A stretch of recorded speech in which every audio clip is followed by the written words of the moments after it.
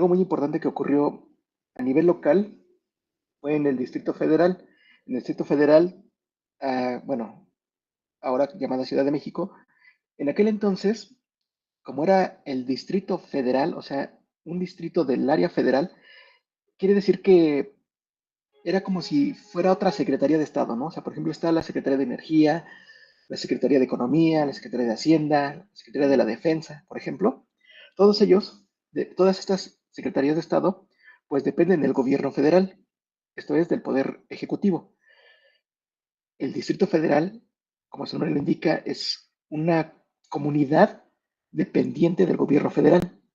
Por lo tanto, para elegir al que sería su gobernador, sería elegido pues como cualquier otra secretaría. O sea, era designado por el presidente. El presidente designaba a lo que en aquel entonces se le conocía como el jefe del departamento del Distrito Federal.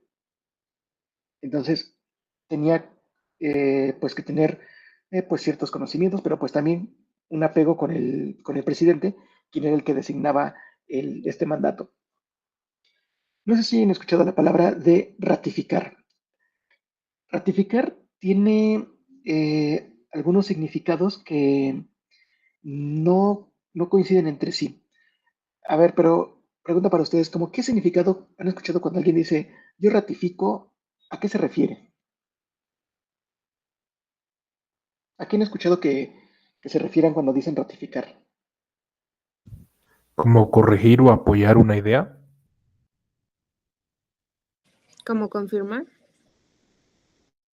Sí, a eso se refiere la mayoría, ¿no? A confirmar, a avalar, a apoyar, como lo mencioné al principio, una idea, una propuesta, ¿no? Por ejemplo, si yo, bueno, si alguno de ustedes dijera, oiga, profesor, necesitamos que nos deje más tarea, y uno de sus compañeros dijera, yo ratifico esa idea, eso quiere decir que yo apoyo esa idea, yo concuerdo con esa idea, yo estoy en la misma línea de esa idea, ¿no?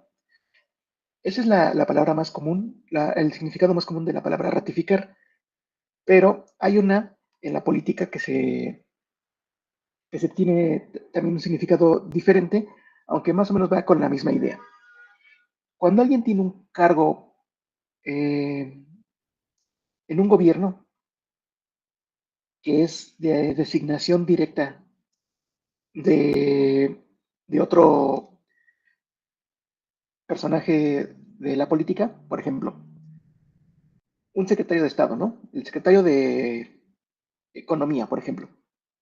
Es el secretario de Estado y durante su estancia es que es designado durante un presidente. Entonces, el presidente designa al secretario de Economía.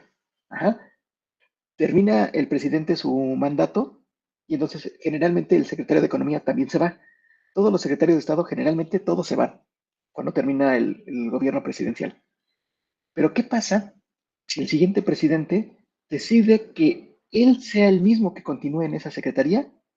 Entonces lo que hace es que pues lo vuelve a nombrar como el secretario de Economía y a ese acontecimiento se le llama como también una ratificación en el puesto. Entonces, hagan de cuenta que el secretario de Marina es muy bueno y el siguiente presidente, aunque sea de otro partido, dice, yo quiero que sea también el mismo secretario de Marina, entonces lo que hará es que lo va a ratificar en el puesto. Esto no nada más ocurre a ese nivel. Hay algunas instituciones dependientes igual del gobierno, del Poder Ejecutivo, pero que no son secretarías de Estado, son órganos desconcentrados u órganos descentralizados. Generalmente, quien encabeza esas instituciones son también de designación directa, pero no del presidente, sino del secretario de donde provengan. Un ejemplo, la Secretaría digo, la Comisión Nacional de Seguros y Fianzas, no sé si ustedes la conozcan porque tiene mucha relación con ustedes como actuarios. Entonces, el director general de la Comisión Nacional de Seguros y Fianzas me parece que es designado por el secretario de Hacienda. Entonces, si termina su periodo el secretario de Hacienda, el nuevo secretario de Hacienda tendrá que designar al director general de la Comisión Nacional de Seguros y Fianzas. Pero lo que ocurre muchas veces es que le dan continuidad. Entonces, lo que hace el nuevo secretario de Hacienda es que ratifica en el puesto al director general de la Comisión Nacional de Seguros y Fianzas. Entonces, eso de ratificar un puesto no es nada más de los secretarios de Estado. También en otros niveles se hace esta ratificación. Entonces, por si algún día escuchan que alguien fue ratificado en el puesto, pues esto se refiere, ¿no? De que después de un cierto periodo donde su ciclo había terminado, le dan continuidad.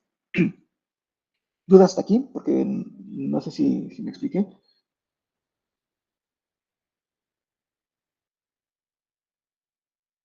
Todo claro. Muy bien, gracias. Bueno, entonces, Adolfo Ruiz Cortines, que estamos viendo este periodo, designó a Ernesto Uruchurtu Peralta como el jefe del departamento del Distrito Federal. De él es el que vamos a hablar. Y este personaje, cuando terminó el sexenio de Adolfo Ruiz Cortines, también el siguiente presidente lo mantuvo en el puesto, esto es, lo ratificó como jefe del departamento del Distrito Federal. Fue un hecho que me parece que no tiene precedentes. El siguiente presidente también ratificó a Ernesto Uruchurtu Peralta como jefe del departamento del Distrito Federal. Entonces, permítanme un momento, voy a presentar.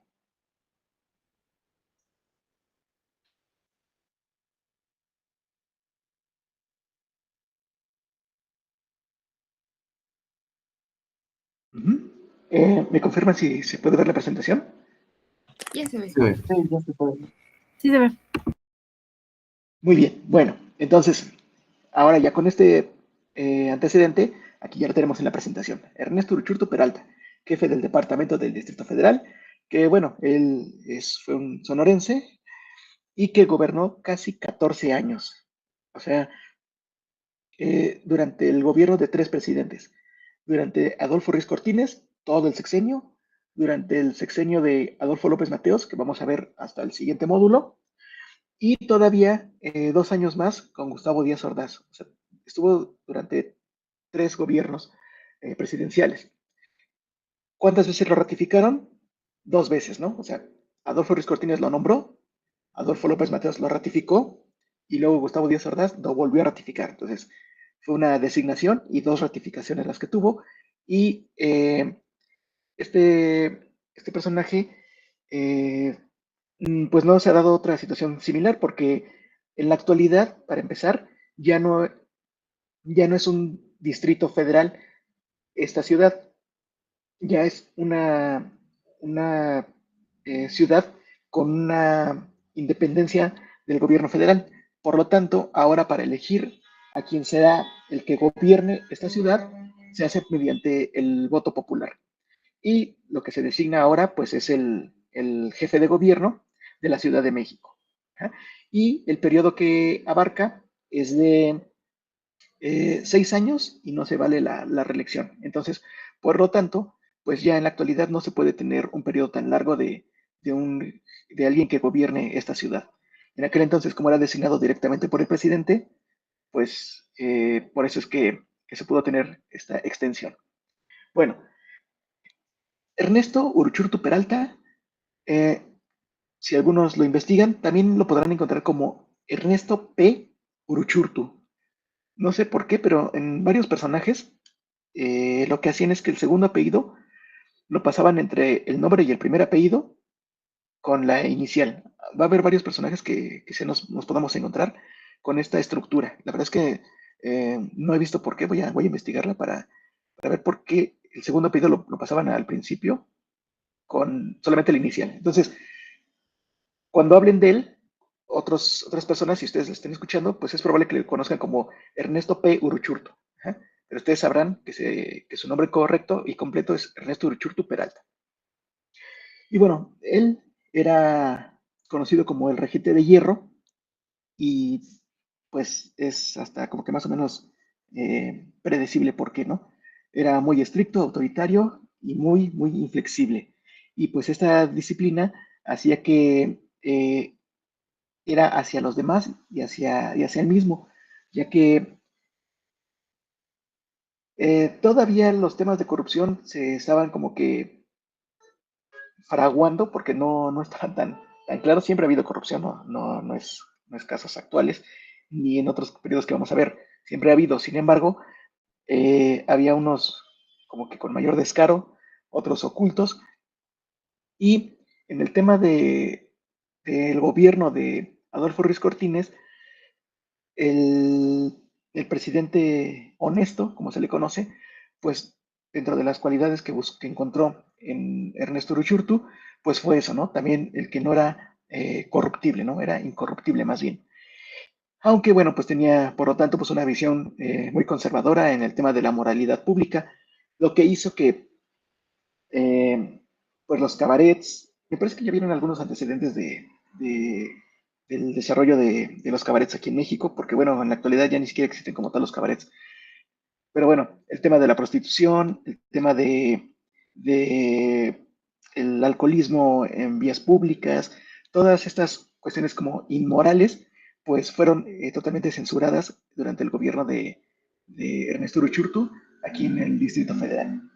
Y bueno, con toda esta energía se trató de eh, erradicar toda la inmoralidad que se estaba como que entre que creciendo y avanzando, porque recuerden que la Ciudad de México, bueno, el Distrito Federal en aquel entonces, estaba en un gran desarrollo. Claro, todo el país estaba en desarrollo, sin embargo, se estaba concentrando todo este desarrollo aquí en el Distrito Federal. Lo que quiero decir es que se estaba centralizando todo el desarrollo, toda la industrialización aquí en el país. Por lo tanto, aquí el Distrito Federal, por lo tanto, nuestra ciudad pues tenía más dinero que en el campo, tenía acceso a más actividades, más medios de recreación y por lo tanto pues eso ocasionó que se fuera pues fomentando pues lo del tema de los cabarets, la prostitución, los bares, etcétera, ¿no? Entonces, como aquí se estaba dando mucho eso, estaba también en crecimiento, pues el regente de hierro trató de limitar esta actividad. También, por otra parte, se trató de impulsar el tema del el comercio lo más legal posible. Sé que lo que voy a contarles ahorita acerca de este personaje del regente de hierro, muchas cosas ustedes van a decir que, bueno, pues pareciera que todo sigue igual, pero es que en aquella época era una ciudad muy diferente y lo que se hizo funcionó, sin embargo, con el crecimiento, pues volvió a colapsar en muchos de esos temas. Eh, Había mucho comercio informal, muchos vendedores ambulantes, y ustedes me van a decir, bueno, pues en la actualidad igual, por eso me refería, ¿no? ¿Cómo han visto ustedes estrategias para evitar que haya comercio informal, para que no haya vendedores ambulantes? ¿Qué estrategia han escuchado o han visto que les haya tocado en su generación que haya pues medio funcionado para evitar que haya comercio ambulante?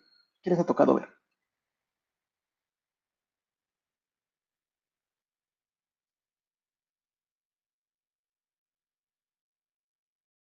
Aparte de represión, aparte de que los corran, cuando tratan de apoyarlos, ¿qué estrategia han utilizado para mejorar las condiciones de ellos y que no haya pues precisamente el comercio informal, que no haya ambulantaje? ¿Qué ha funcionado? ¿Qué estrategias han escuchado?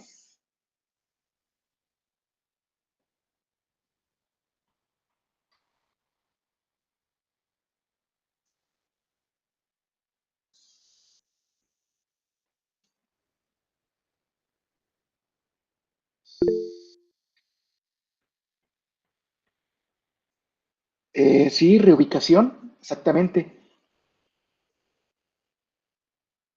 Construcción de puestos locales, así muy bien. Por ejemplo, muy buenas respuestas. Créditos también, porque luego a veces, pues no es que el gobierno pueda darles todo, ¿no? Pero sí les da los créditos para que puedan desarrollarse. Entonces, no sé si les ha tocado ver que están en un lugar donde estorban, ¿no? Por ejemplo, y entonces los reubican a locales fijos. De hecho, creo que allí en su facultad han hecho cosas así. Había muchos vendedores ambulantes y ahora creo que ya hay hasta como que unas semiplacitas, ¿no? Y entonces los han llevado a mercados. ¿Qué mercados ustedes conocen aquí en la Ciudad de México que sean como que los más representativos de nuestra ciudad? No sé, han escuchado, no sé, mercado de Sonora, ¿no? La Merced. El El Flores, mercado, Sonora, el la mercado de la Merced. Ajá, sí, el de San Juan. Curiosamente están en lugares así medio peligrosones, pero sí, esos mercados, ¿no? No sé si el de Jamaica, que es un El, de mercado de las flores. el mercado de las flores, que, ajá, que es ahí en Jamaica, y son más o menos en esa zona, como en el centro de la ciudad, pero de esa lateral. Y a eso vamos. Eh, Voy a empezar con la última parte de la presentación, de la lámina, perdón, que durante su mandato se construyeron más de 180 mercados públicos, o sea, una cosa exagerada, como pues jamás se va a volver a dar porque ya no tenemos espacio, ni las condiciones económicas como para poder andar expropiando tantos terrenos aquí en la ciudad que está sobresaturada y aparte una alza de los precios de los terrenos aquí en la ciudad, ¿no? Pero estos 180 mercados se hicieron a lo largo de todo su periodo, ¿eh? No nada más con Ruiz Cortines. Pero los que más destacan justamente son estos, los más populares, el mercado de Sonora, el mercado de San Juan, el de la Lagunilla y el de la Merced. Todos ellos, pues para lo que conocen ustedes, ¿no? Flores, adornos, dulces, eh, ropa, por ejemplo, de la Lagunilla, ¿no? Que venden muchos accesorios para las fiestas, como para bautizos, para bodas, 15 años, y todo, ¿no? Desde los vestidos, accesorios, temas religiosos, ¿no? Como la Biblia especial o la vela especial, el tema de los bautizos, pues los ropones y todo eso, ¿no? O sea, está muy completo. El tema de la Merced, pues ahí venden eh, desde electrodomésticos, tenis, ropa, dulces, e igual todo para la fiesta, ¿no? Como velas, adornos, globos y cosas así. Bueno, en fin, ya se podrán ustedes dar un tour por estos mercados si quieren conocerlos más. Solo tengan cuidado porque están un poquito peligrosos. Y bueno, otra de las cuestiones que se hicieron importantes, voy a irme hacia arriba, la construcción de drenajes de aguas negras y en general para el tema de las lluvias. Y con ello, lo que se pretendió es que la Ciudad de México, bueno, el Distrito Federal, ya no se inundara. Y bueno, creo que este año ha sido bastante atípico, en el que ustedes me dirán, bueno, pero esto que sigue pasando y hasta peor, ¿no? Pues sí, es que también el número de habitantes en el Distrito Federal en los años 50 y 60, pues no se compara para nada con lo que tenemos ahora en esta capital del país.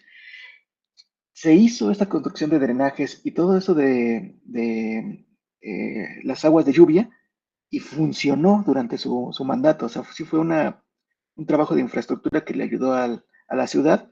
Sin embargo, bueno, pues nos hemos estado viendo rebasados y colapsados por las lluvias que se han dado en este año, que queda muy claro que no ha funcionado del todo, ¿no? El tema de la basura, pues la basura que se generaba en aquel entonces no es la misma que se genera ahora, ¿no? O sea, son cantidades ya pues muy grandes en estos pues 60 años que han pasado. Y se amplió algunas vías de comunicación, el tema de Insurgentes Norte, el Paseo de la Reforma y también la parte del periférico del lado poniente, de norte a sur, del lado poniente, que es del Toreo hasta Cuemanco. ¿Dudas hasta aquí? Todo bien. Muy bien, aparte, bueno, pues solamente es información que hemos estado revisando de este personaje. Y bueno, que lo vamos a estar viendo en el siguiente módulo con el gobierno de López Mateos y con el gobierno de Gustavo Díaz Ordaz. ¿Ja? Pero bueno, hasta aquí nos quedamos con el regente de hierro. Vamos a regresar a lo que es el gobierno federal, pero ya no en la parte interna, vamos a ver la parte externa. Pregunta para ustedes, ¿se acuerdan qué pasó cuando Etiopía fue invadida por Italia y Lázaro Cárdenas, qué fue lo que hizo con respecto a este tema?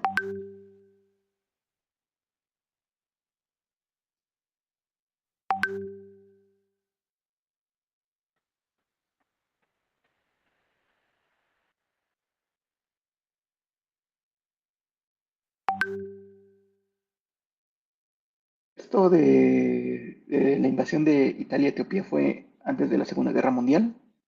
Lázaro Cárdenas era el presidente y Lázaro Cárdenas hizo algo en apoyo a esta nación. ¿Qué fue lo que hizo? Es la pregunta para ustedes.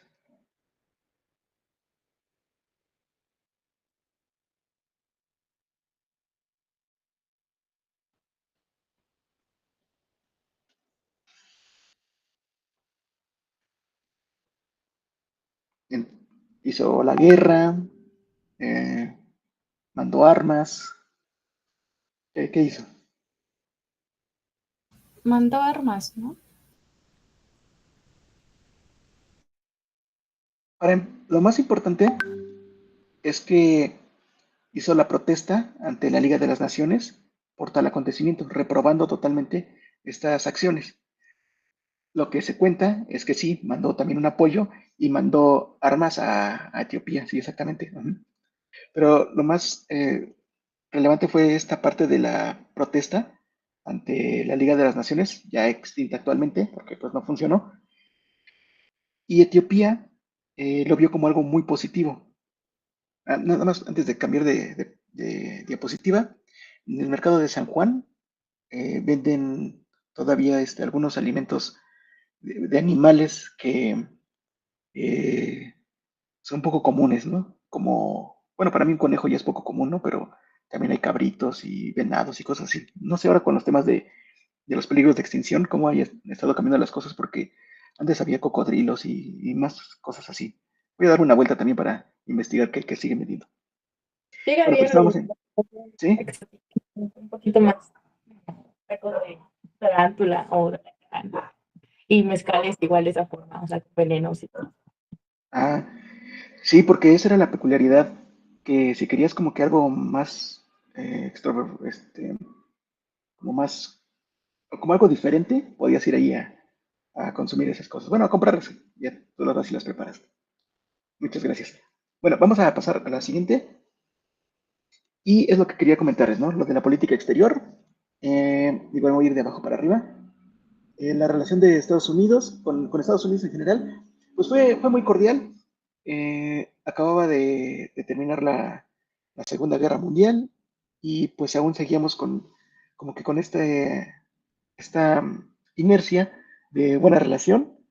Eh, Se recibió al que en aquel entonces era Richard Nixon, el vicepresidente, que pues años después se convertiría en el presidente de Estados Unidos, y al que sí recibió como presidente, como tal, fue a Eisenhower, y pues se mantuvo esta buena relación, nos veíamos favorecidos, ¿no? con la política exterior con Estados Unidos, ya que, y esto es algo que vamos a tener presente hasta los años 90, que trasfondo, estemos hablando de lo que estemos hablando, estemos hablando de los años 60, de los años 70, de crisis, de progreso, de todo, trasfondo, siempre va a estar la Guerra Fría. Ajá. La Guerra Fría va a estar ahí siempre a lo largo de lo que estemos viendo hasta los años 90. Ajá. Cuando hablemos de que México tuvo un gran crecimiento, ¿qué estaba pasando internacionalmente? La Guerra Fría.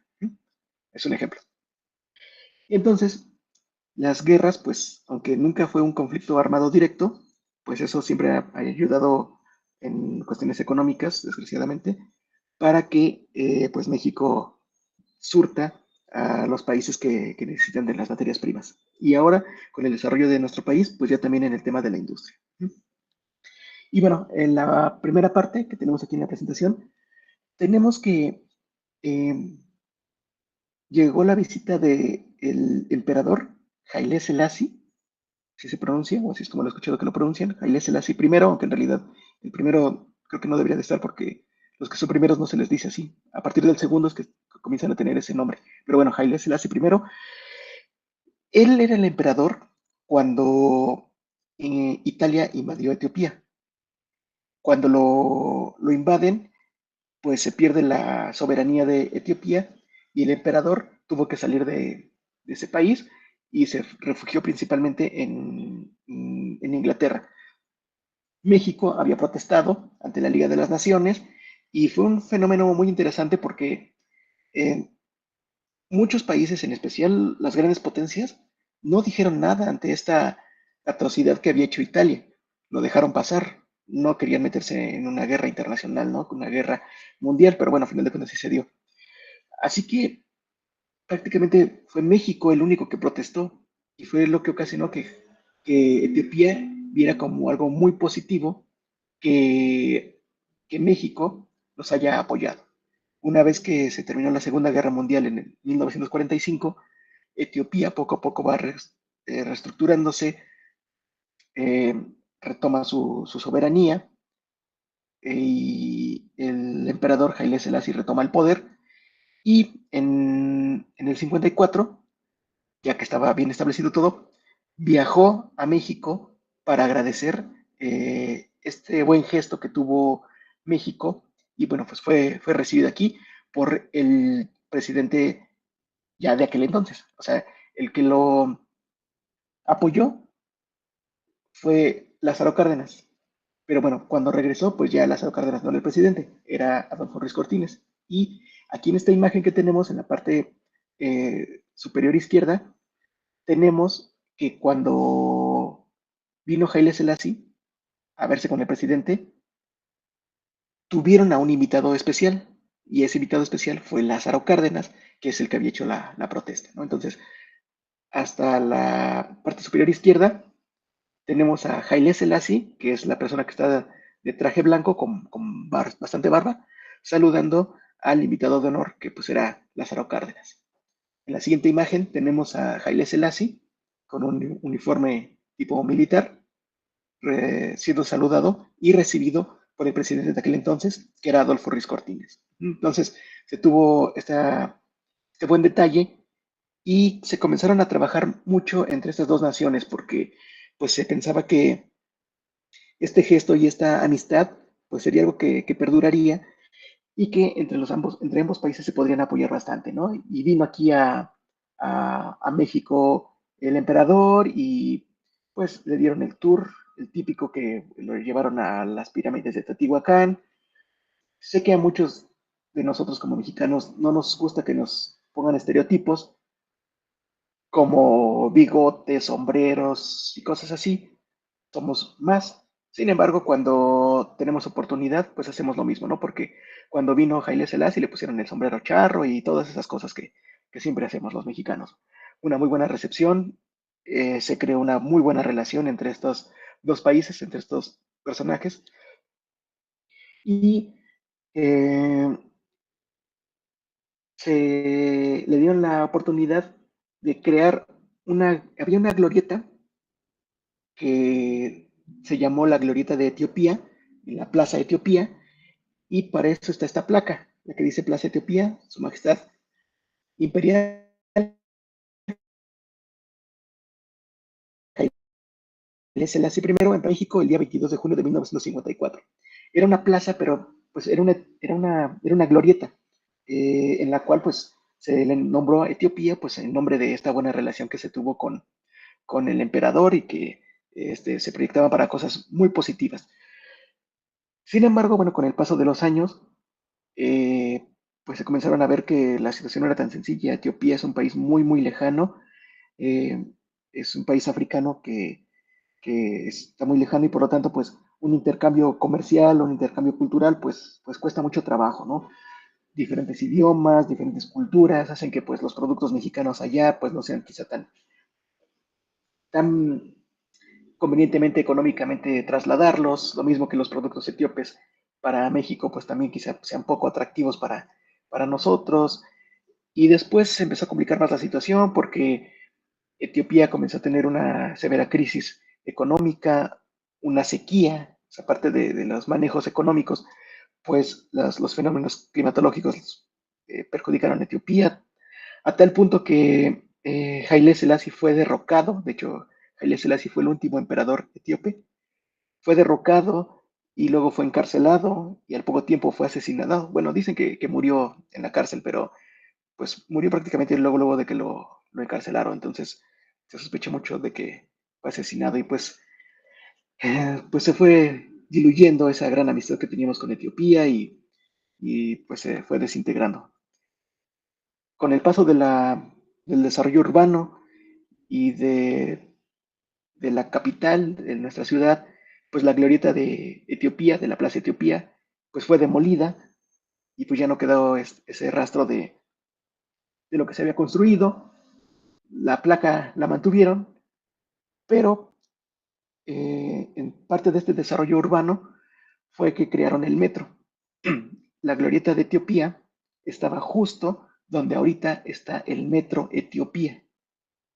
Así que por eso es que ese metro se llama así, se llama Metro Etiopía, por la memoria de la plaza que existió ahí. La plaza existió pues por la visita de Haile Selassie y esta relación con ese país. Por eso es que tiene ese nombre.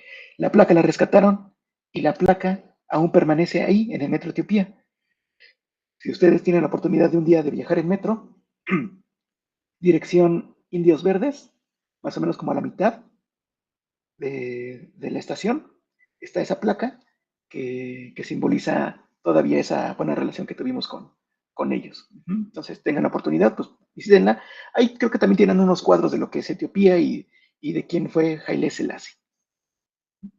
¿Dudas hasta aquí? No, No. Bueno, pero qué tan relevante es este emperador que hasta le hicimos su placa y todo, ¿no? Bueno, aquí lo tenemos, Haile Selassie. Y Haile Selassie, resulta que, pues, aunque yo no estoy a favor de la jerarquización de las personas, resulta que Haile Selassie, digamos que no era como que cualquier persona. No sé si ustedes hayan escuchado la historia del rey Salomón. El rey Salomón es uno de los reyes más sabios que hemos tenido, al menos en el mito, en la popularidad. El rey Salomón tiene una anécdota muy famosa en la que dos mujeres llegaron diciendo que ambas eran la madre de un niño, de un bebé. Y entonces una dijo, es que es mi hijo, y la otra dijo, no, es mi hijo. En esa disputa llegaron con el rey Salomón, y el rey Salomón dijo, bueno, no hay problema. Al bebé partámoslo a la mitad y que cada quien se quede con uno. A lo que una de ellas dijo, no, no, no, no, no, no, no, no. Prefiero que la otra se lo quede a que le vayan a hacer algo a mi hijo.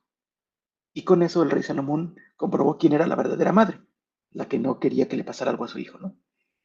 Este personaje, el rey Salomón, sale hasta en la Biblia, bueno, sale como si fuera televisión, ¿no? Aparece en la Biblia, está en parte de la Biblia por su sabiduría y bueno, este rey Salomón pues tuvo descendientes, descendientes, y su línea está más o menos bien ligada, si se puede seguir. Y uno de esos descendientes es Haile Selassie. Por eso esta relevancia tan importante de quién es él, pues es uno de los descendientes del rey Salomón. Ahora, entonces ya tenemos ahí que es un personaje muy importante. ¿Y qué ocurrió más? Bueno, pues resulta que si nosotros vemos la historia desde una perspectiva mucho más alejada de lo que la estamos viendo ahorita nosotros estamos concentrados en el México contemporáneo. Quiere decir que es solamente de una región y de un periodo corto. Estamos viéndolo desde 1920 a la actualidad, o sea, prácticamente nada más 100 años. Si nos fuéramos más atrás, 200 años, 400 años, nos fuéramos mucho más atrás, veríamos que nos vamos hasta atrás, hasta el descubrimiento de América. Cuando los europeos llegan a América, trajeron a muchos esclavos que venían no de Europa, sino de África, mucha gente de color. Todas estas personas que llegaron como esclavos, pues ya muchos se asentaron aquí y hubo el mestizaje y así es como se ha dado aquí en nuestro continente. Sin embargo, se comenzó a pensar que, ¿qué pasaría? Viendo la historia desde muy lejos, ¿eh? ¿Qué pasaría si lo vemos así? Como que estas personas que venían de África como esclavos tuvieran la oportunidad de regresar a su origen, a su país, a su continente, pero que regresaran en buenas condiciones, que no regresaran como esclavos, con discriminación, con rezagos, con pobreza, con cosas así, que regresaran bien. Entonces sería algo muy positivo. Vinieron en malas condiciones, pero regresan ya a, a su lugar de origen, pero con ya unas óptimas condiciones para su desarrollo.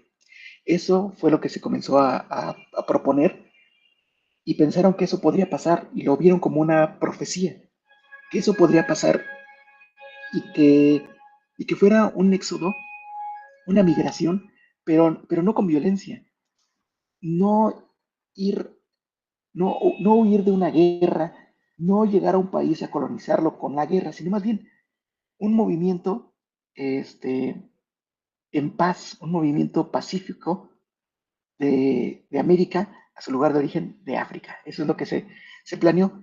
¿Y cuándo podría darse eso? Bueno, pues se consideraba que eso podría pasar cuando llegara una especie como que de Mesías, ¿no? Una especie como de otro Jesucristo, ¿no? Alguien que en África fuera el elegido para poder guiarlos para que tuvieran ese desarrollo. Y ese personaje que era el ideal para guiarlos era pues precisamente el descendiente del rey Salomón y por lo tanto Haile Selassie. Haile Selassie era el que estaba destinado a poder realizar ese éxodo. A final de cuentas no se logró, pero sí se tuvo esa idea y que la gente de color, la gente originaria de África, por llamarlo de alguna forma, ¿no? Porque en la actualidad pues ya son americanos totalmente, ¿no? O sea, de este continente.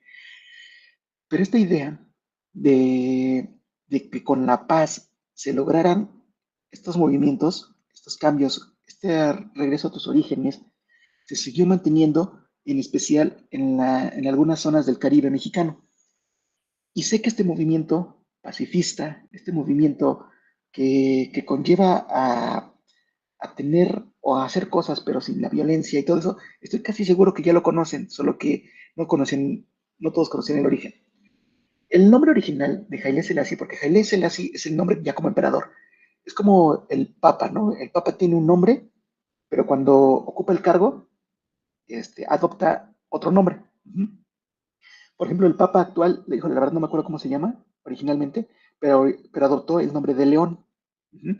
El padre anterior, el Papa anterior, era Jorge, y el nombre que adoptó una vez que obtuvo el cargo de Papa fue Francisco. Lo mismo pasa con Haile Selassie.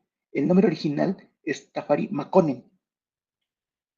Y les decía que ya conocen este movimiento porque cuando en Etiopía alguien ocupa un rango, alguien cuando se convierte como que en jefe o algo así, le dicen, o sea, como aquí en México, ¿no? Cuando dicen, ay, es que ya llegó el jefe, ¿no? Ya llegó el patrón, ¿no? Así, allá, cuando alguien ocupa ya un cargo de rango, de mandato, se le dice Ras. Entonces, él era el Ras Tafari. Por eso es que todos estos movimientos que les había comentado de regresar es el movimiento Rastafari. Y si se dan cuenta, aquí tenemos algunas imágenes emblemáticas. Bob Marley, que está aquí en la parte de arriba, tiene los colores típicos del movimiento Rastafari, verde, amarillo y rojo. Cuando pensamos en Bob Marley pensamos en Jamaica, pero esos no son los colores de Jamaica. Si ustedes lo analizan y lo investigan sin una ojeada, el verde, amarillo y rojo son los colores de la bandera de Etiopía.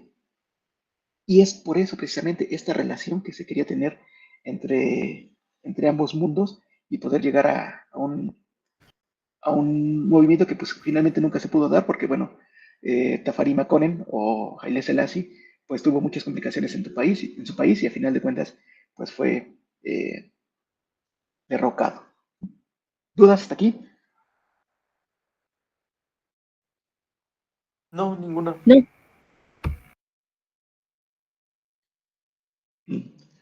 Bueno, pues vamos a ver estas conclusiones en las que, por una parte, se tuvo al presidente honesto con un buen manejo de la economía porque le salió. El tema de la devolución, recuerdan que fue en el sábado de Gloria, para que no hubiera movimientos en esos días. Siguió el desarrollo de Ciudad Universitaria porque sí, se inauguró con Miguel Alemán, pero pues en realidad quien la llenó, por decirlo así, quien le puso el mobiliario, pues fue Ruiz Cortines, la construcción de la Torre Latinoamericana, que en su momento fue la más grande de todo Latinoamérica, precisamente. Y el tema el voto a la mujer, que ya lo vieron en las clases anteriores, que por fin se pudo dar el voto a la mujer en las elecciones federales. En las elecciones locales fue Miguel Alemán y ya en las elecciones federales fue Adolfo Ruiz Cortines.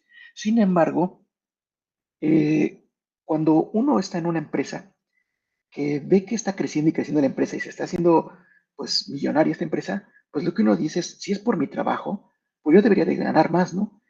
México se estaba industrializando y por lo tanto estaba teniendo un gran desarrollo, lo que ocasionó que los obreros pues se dieran cuenta de esto y quisieran más. Aparte de que o sea, querían mejores condiciones económicas porque veían que se podían dar y también querían que sus representantes no fueran los del charrismo sindical como ya los hemos visto, ¿no? Querían que tuvieran la democracia para elegir a su líder sindical. Entonces lo que buscaban principalmente eran los mejores salarios y la democracia sindical. ¿Y cuál fue la respuesta del gobierno? A Ruiz Cortines se le conoce como el presidente honesto y todo lo bueno que ya vimos en los dos puntos anteriores es por lo que más se le recuerda. Sin embargo, algo que no deberíamos de olvidar es el tema de la violencia y de la represión que hubo hacia todos estos movimientos sociales. Muchos desaparecidos, muchos asesinados, muchos encarcelados. Fue una mano muy dura la que se le impuso principalmente a los obreros. Y aquí tenemos algunos ejemplos, ¿no? Como los maestros, los telegrafistas, los ferrocarrileros, y que no va a parar en los siguientes años. ¿Cuál era la manera de justificar esto? El delito del artículo 145 y 145 bis del Código Penal Federal, que habla de la disolución social. Fue el pretexto para poder cometer todas estas atrocidades contra los movimientos sociales. Entonces, no olvidemos que sí, el presidente honesto tuvo cosas muy positivas, pero tampoco podemos dejar atrás también esas cosas negativas que hubo en el país. ¿Dudas hasta aquí? Sí, ¿puedes repetir el artículo y de qué era, cuál era el pretexto, perdón? O sea, ¿de qué decía el artículo? El artículo era el 145 y el 145 bis del Código Penal.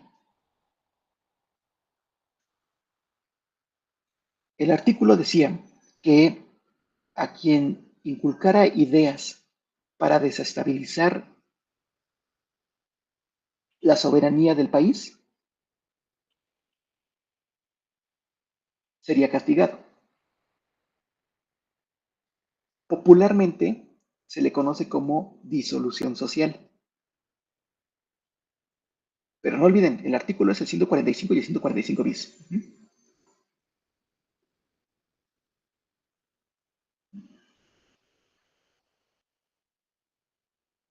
¿Alguna otra duda?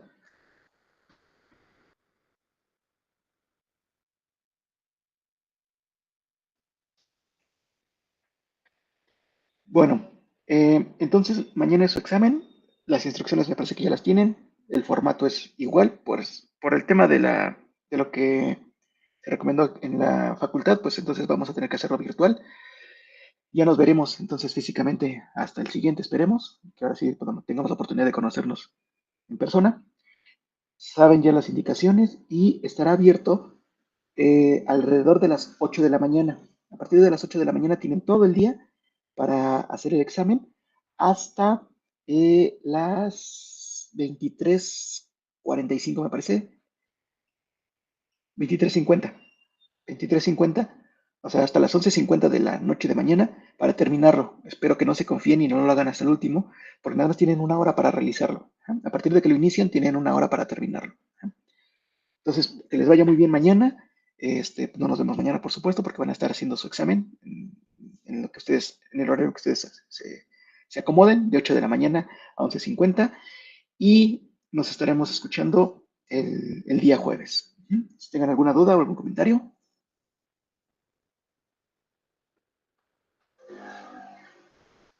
No, profe, todo No, bien. todo Bueno, bien. muchas Bueno, gracias. de mi parte solamente es que Ah, no alcancé a ver la información donde presentaba sobre Rastafari, me parece. ajá. Ah, era solamente esa, es que no, pensé que era otra, perdón. Sí, no, es este. Bueno, gracias. Sí, de nada.